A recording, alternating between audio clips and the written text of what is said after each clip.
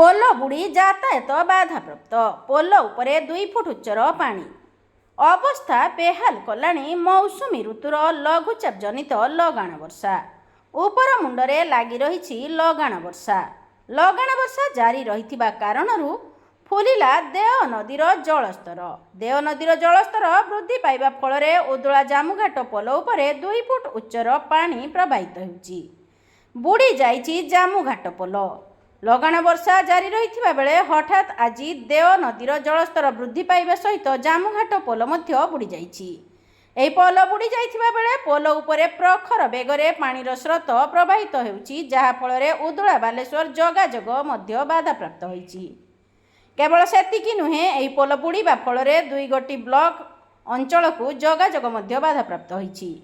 हेले एही प्रखर सुअरे मध्य लोक पोल उपरे जीवन को बाजी लगाई विपद संकुल अवस्था यातायात जारी रखिछंती, जहा जनजीवन प्रति कौंठी ना कौंठी एक निश्चित विपदर सूचना देउछि बोली स्थानीय बुद्धिजीवी महल रे चर्चा चलिछि।